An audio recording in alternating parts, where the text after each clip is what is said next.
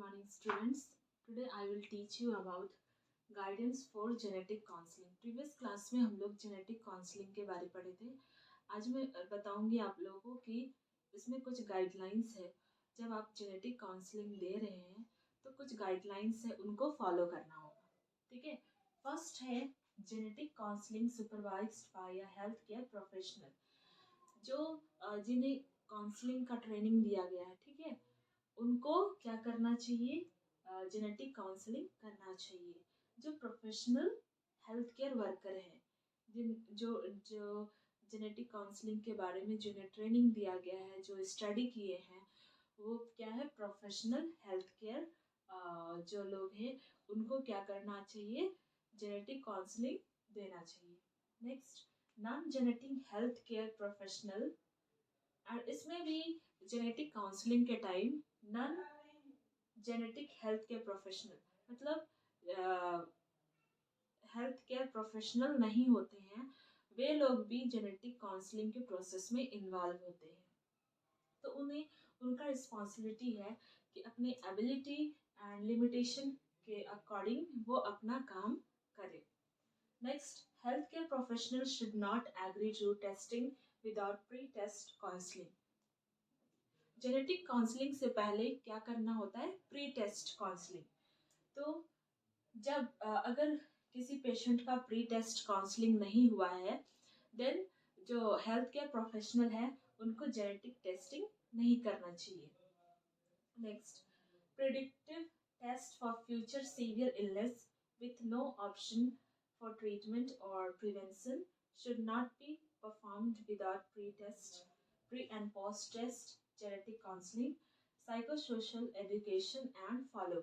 यहाँ पे लिखा है predictive test for future severe illness with no option for treatment. ऐसा डिजीज कंडीशन जिनका चांसेस है, प्रिडिक्ट किए हैं, ठीक है, कि इनका चांसेस है कि ये सीवियर इलनेस में कन्वर्ट हो सकता है. ऐसे डिजीज कंडीशन जो सीवियर इलनेस में कन्वर्ट होने के बाद उनका ट्रीटमेंट इम्पॉसिबल है, ट्रीटमेंट नहीं है. तो ना ट्रीटमेंट है ना प्रिवेंशन है. तो ऐसे जो भी ऐसे लोगों को आप जेनेटिक काउंसलिंग दे रहे हैं, तो वो कब करना चाहिए? प्री एंड पोस्ट टेस्ट हुआ है उनका, pre and post genetic counselling हुआ है, साथ साथ साइकोसोशल एजुकेशन एंड फॉलोअप, ये होने के बाद ही आपको जेनेटिक काउंसलिंग देना है. ठीक है. ऐसे पेशेंट जिनका फ्यूचर सीवियर इलनेस में कन्वर्ट हो सकता है, फ्यूचर में उसका जो इलनेस है वो सीवियर में कन्वर्ट हो सकता है और उसका ट्रीटमेंट नहीं है, तो वैसे पेशेंट का जेनेटिक काउंसलिंग नहीं देना है जब तक उनका प्री टेस्ट और post genetic counselling test, psychosocial evaluation, follow up ना हुआ हो. ओके, आई होप आप लोग को ये पॉइंट समझ में आया होगा. नेक्स्ट है, before actual testing take place there should be free and informed consent. अगर आप एक्चुअल टेस्ट कर रहे हैं, उससे पहले आपको क्या करना है? इन्फॉर्म कंसेंट लेना है, साइन लेना है पेशेंट का. नेक्स्ट है कि अगर कोई एडल्ट है, उनका डिजीज कंडीशन का ऑनसेट कंडीशन है, ठीक है, तो उनका हमें जेनेटिक काउंसलिंग कंसिडर नहीं करना है.